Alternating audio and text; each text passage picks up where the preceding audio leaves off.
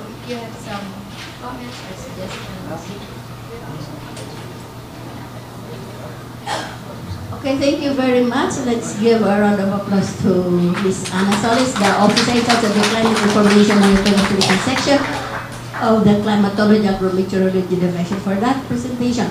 At this point, our photogs are requesting Secretary Dr. Malano, Dr.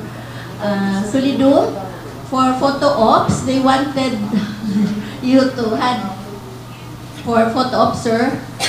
Can you please come over ahead? I'm sorry, because our photos who are here with us today are requesting for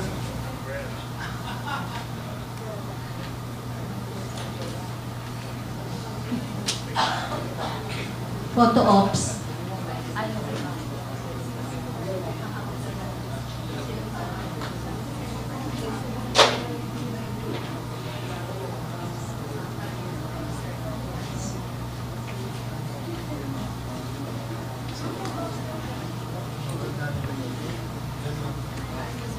Photogs. Excuse me, guys.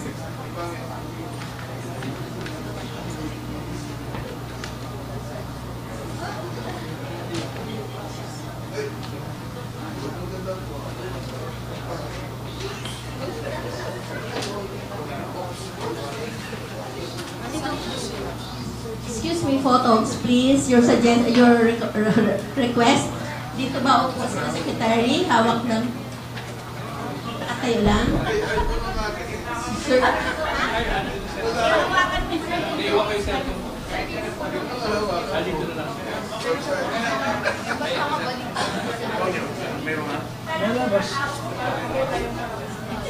Hawak po kayo daw ng phone. Sir, si Yosek. Phone. iPhone, sir. Sorry po. Dr. Xiao, join them. Professor Ono, will you join, please? Professor Ono. Okay, from photo ops.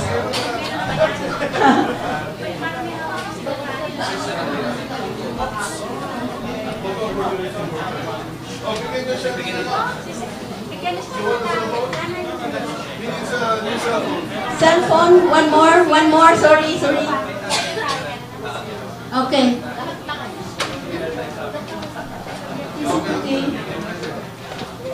Is it okay?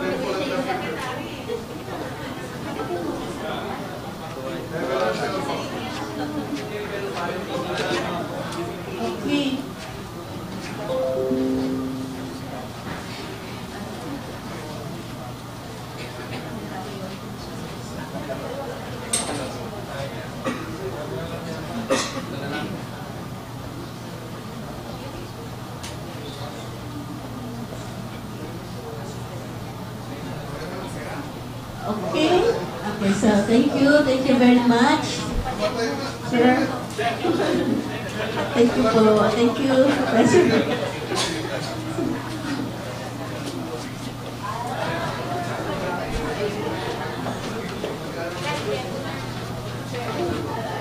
Thank you.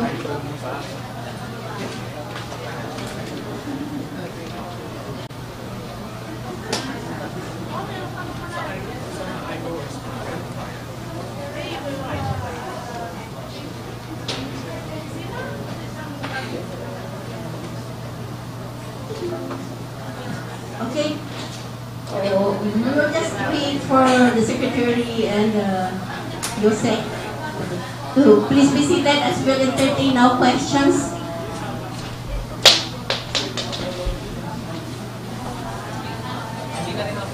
Okay. The floor is now open for questions, and now I'd like to acknowledge now the question from Dr. Divine Reyes of Manila Times for her question. Yes.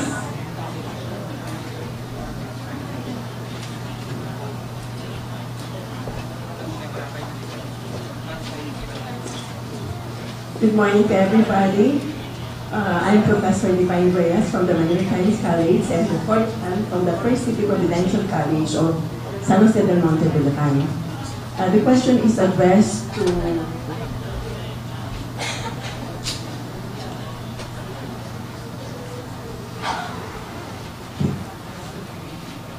to Dr. Wasila Mamadou. Sir, as part of your PowerPoint presentation, you mentioned about the desired state of food security in Central Asia. Part of your PowerPoint presentation, you mentioned about the hazardous state of the food security in Central Asia. May I ask to what factors do you further attribute the reasons of those dangerous state of Central Asia's food security? Thank you. So, yeah, I did show a map of the regional hazard outlook for food security for Central Asia. And so I also indicated that this work that we do in support of the USAID, Early Warning System network. So the drought condition that we highlight of Afghanistan is related obviously to sustained rainfall deficits over Afghanistan, but also because of lack of snow. Okay, so the snow water equivalent is very low over Afghanistan. You know that we're coming out of the winter season. So Afghanistan, at this time, during the winter, they need to have a lot of snow, and with the warming coming in the spring, so the snow is melting and is filling the reservoir. So they have a problem with the rainfall, but also they have problem of lack of snow, because it's been warmer than normal. So that's what created the drought condition of Afghanistan. Now, we know that food security is not only about the climate condition. Of course, the drought is a factor. But there are other factors that now fuse that Family Early Warning System network need to work with the other sectors. They need to assess the livestock health in Afghanistan. They need to assess the market crisis. You know, many other indicators of food security that we as meteorologists, we don't have. So we provide the basic information on the climate conditions. Now, we provide the information to FuseNet, Family Early Warning System network. They assess and combine with other food security indicators to now issue a food security outlook. So what I did not show is the current food security outlook for Central Asia at this time, based on the current information that we have provided. So right now, FuseNet is categorizing Afghanistan as in a food insecurity crisis. Okay, that is not the high alert. The highest level of alert is really emergency and famine. Okay, so right now they in crisis mode. So they are working with the international community to try to manage that crisis to avoid Afghanistan to go into the state of emergency or to go into extreme state of famine. Thank you. Thank you very much. Any more questions? All right, so. Gilbert po from Philippine Red Cross. My question is pertaining to the application. So my first question is, I have two questions. So one is, how we will be able to approach the local farmers? Did we consider to translate it into their local tongue? Kasi parang ito po ay naka-English version. And then the other one, may Tagalog po. Sorry. And then the other one is,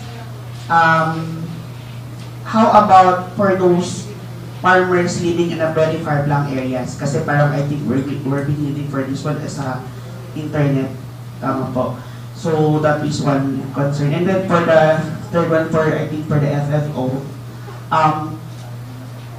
what is our early action for having before impact of disaster? What is our early action aside from procurement or allocation of subsidy of seeds and early harvesting of product. Thank you. Thank you po.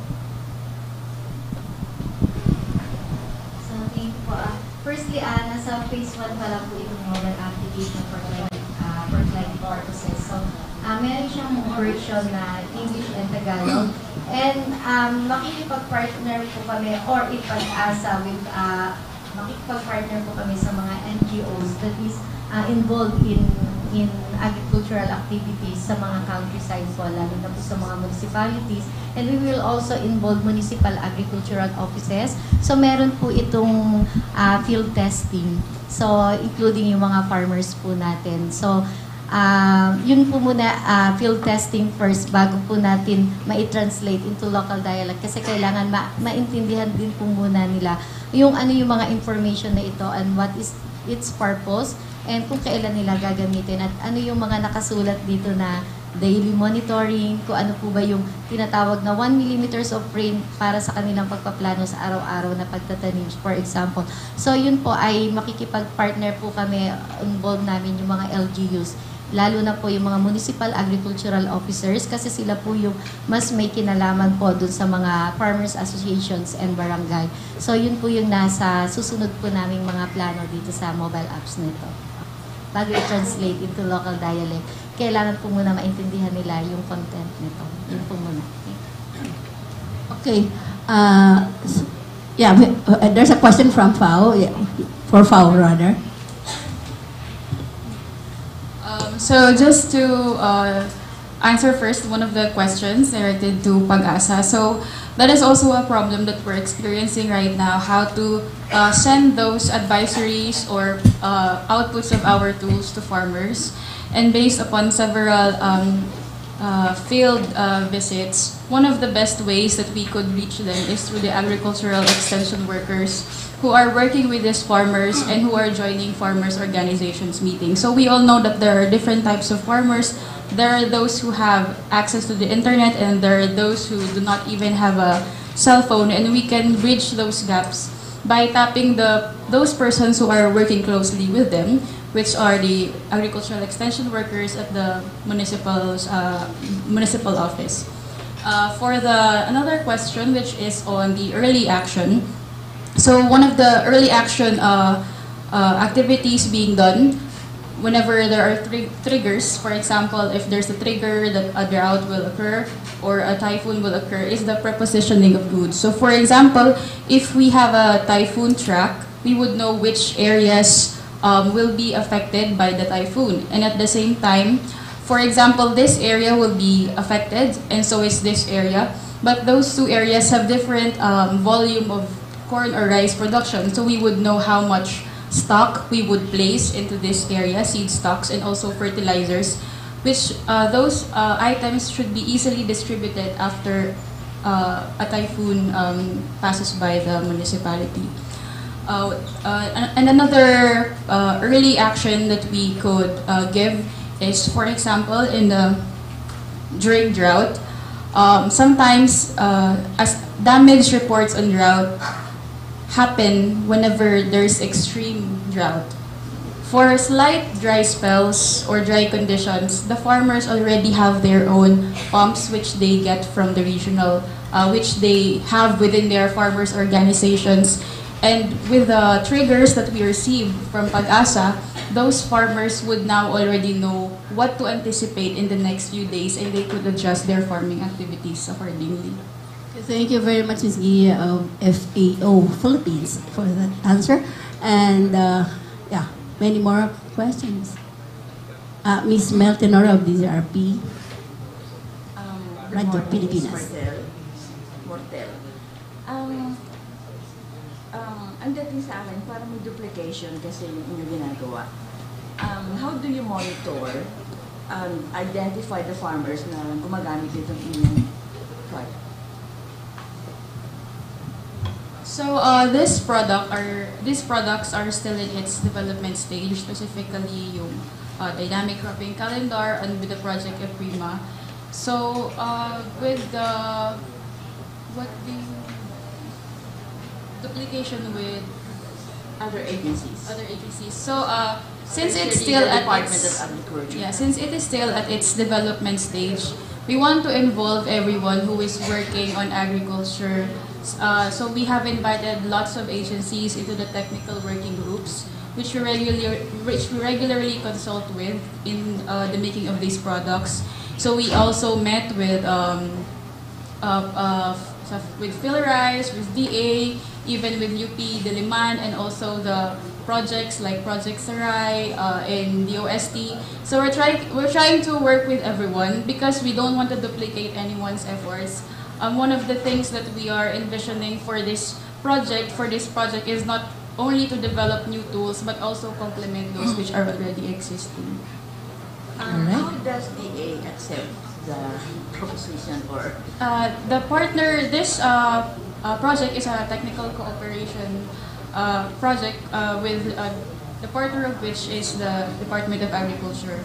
So the national project coordinator is housed within the DA. All right. Thank you. Okay, thank you. Any more questions?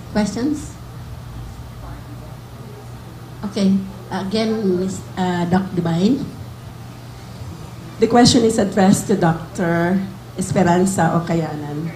Ma'am SP, you mentioned about the PAGASA modified JORAC technique.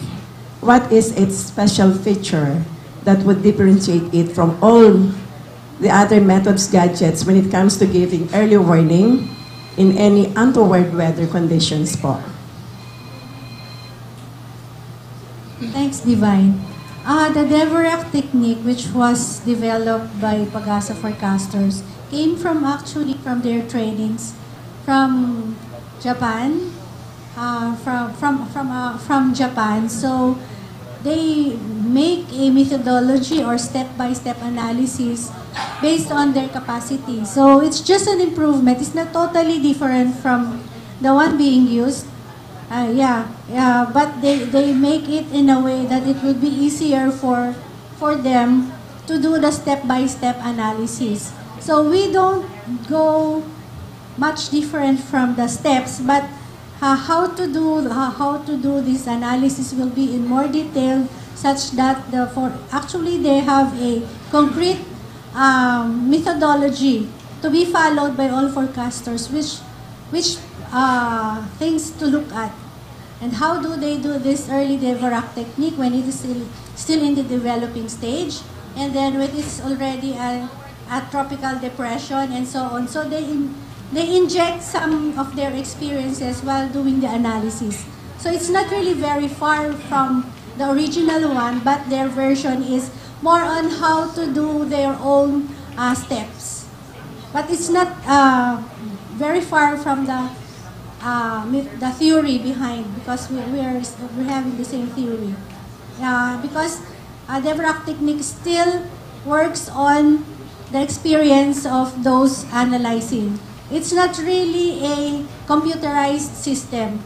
Meron pa ring judgment ang forecaster when you are using this technique. So yun po yung dinevelop nila. Thank you.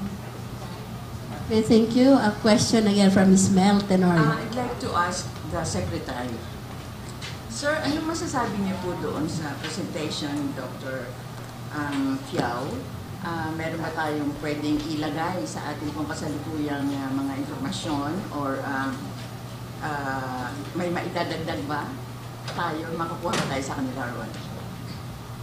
Actually, the message that I gave earlier was really somehow a reaction already to the presentation on building capabilities. But I was not necessarily based on the presentation of Dr. Tiao, looking at the other technologies presented, other approaches, the use of apps. Maybe you and I belong to the same generation. And I don't know whether you and I are very good at using apps. But we are very good at listening to radio and TV programs also. And I do know that everywhere in the country there are regionals. There are stations all over the country that are devoted, for example, to agriculture. I wake up in the morning, I switch on and I listen to the program. And maybe we should also target the people running these programs to really be very, very good in using our new technologies for the information dissemination. I still, maybe if the farmer has a son who is very good in using his cell phone, they can easily, and I know that this is happening, the children are helping the farmers who are getting older. So let us look at that social angle in trying to make the most out of the technologies that we deliver. Okay, thank you. Any more questions? Dr. Divine. Okay. Okay, the question is addressed. Maybe was trying to put on the spot, but we are on the same. Sir, no. Ganun ba dating?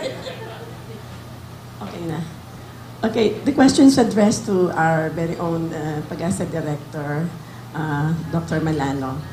It is a regular event and talagang clearly na-observe natin itong National and World Meteorological Day. In this year's celebration po, liban dun sa mga regular nating ginagawa, what could the public expect po na further na improvement sa mga pagdiriwang, mga sistemang ito na talagang highly committed po ang ating PAGASA? Salamat po. For PAGASA, we are celebrating not only here in Metro Manila, but we are also having this in our field stations, particularly in areas that we have this so-called regional PAGASA Regional Services Division, which are in Tuguegarao, in Legazpi, in Mactan, and the other one is in Mulugan, in El Salvador City. And what we are doing here is just to show what PAGASA is, the stand PAGASA now, and what the way forward for PAGASA. And there were some presentations regarding how we will be improving in the next 2-3 years. We have said that we will be installing these monitoring capabilities, we'll be improving our forecasting capabilities in terms of computing systems. As I have said, we have already established 15 radar stations, and in 2020, as I have said, we'll be having 20 stations for radars. Aside from those, the short range types of radars that we have already 3, and for the next 2 years, we'll be having additional 6 for these X-band radars that I am seeing. Aside from that, we'll be improving our forecasting capabilities for forecasting and monitoring capabilities for flood, and in particular in the major river basins in the Philippines. We have 8 or 7 river basins, major river basins in Luzon. We have 3 in Visayas and 8 in Mindanao. So most of these are, if not, the flood forecasting warning centers are ongoing, the development of these flood forecasting warning centers. What else? We are now in the process of modernizing our capabilities because of the Republic Act 10692, which is PAGASA Modernization Act of 2015, that the implementing rules and regulations has been signed last December. So we are now in the process of preparing our PAGASA modernization plan or program, which is component of this PAGASA modernization law. Thank you.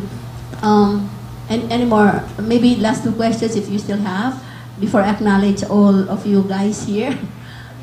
Any more questions? And aside from that, we are requesting an additional of 510 or to 520 additional workforce to man these increasing services for PAGASA. That will bring to a total of about 1,500 from 1,000. Okay. I would also like to add, of course, the figures that I will cite may be small in relation to the 1,500, but today PAGASA has 71 workers with Master of Science degrees as their highest attainment, and there are 10 with PhD degrees. Maybe it's not yet enough, but I think with the trend and with the interest that our staff are showing, we can easily increase those figures. And PAGASA has been maintaining research and development collaboration with many universities, not only here but also abroad. So in the Philippines, of course, we have UP Diliman and UP Los Baños. We have the Mindanao Mariana Marcos State University.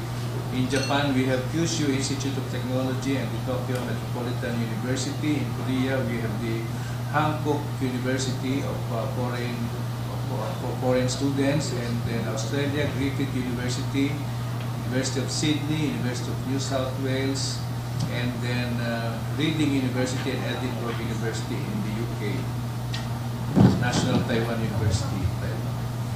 So, all of this, we have R&D collaborations. Okay, thank you, sir. Any more? One last question, maybe? Wala na? If none, let me acknowledge first the different organizations joining us today. We have Bureau of Soils Water Management, FLGU Bukidnon, LGU Tuguegarao, of course from NOAA, USA, Southern Luzon PAGASA Regional Services Division, UN World Food Program, Antipolo City CDRRMO, DOST-ASTI, FCF, Minerals Corporation, FAO, Office of Civil Defense, Studios Filipinas, National Power Corporation, Philippine Science High School, and of course the Department of Science and Technology. For our media friends, we have DCXL, Radio Pilipinas, Net25, DZRB, IBC 13, People's Monitor, Diario Pinoy, Hataw, DZRP, DCEC, Radio Aguila, News Bites, Manila Times, Manila Standard, Philippine News Agency, Philippine Daily Inquirer, and UNTV. Okay, did I miss anyone? I apologize. Anyway, so at this point, I call on Dr. Flaviana Hilario for her closing remarks before we have our lunch. Magandang hapon po sa ating lahat. I know it's already lunchtime, but first of all, we would like to thank our dear Secretary and of course our Undersecretary for attending this occasion. We are really very honored that they are here today. And our friends from NOAA, USA also. And of course, yung ating mga suki din ng mga government agencies as well as the non-government agencies who are now attending today. Siyempre, ang ating mga media friends na hindi tayo nalilimutan. And sino pa yung narito? And the other participants, kung makikita po nyo yung mga naka-green, they are our, marami dito ay galing sa field, galing sa mga weather stations natin from Visayas and Mindanao. Since during the first 3 days of this week, we actually held the conference of the chief meteorological officers of our different stations all over the country. So, ayokong maging sa lunchtime. Alam ko, we are all hungry.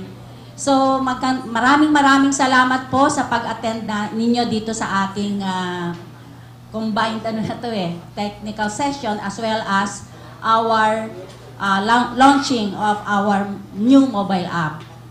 So again, good afternoon and Thank you very much for your attendance here today. Thank you very much, Dr. Flavio Hilario. The lunch is ready, actually kanina pa. Sir, we have, all right, so we have a picture. Okay.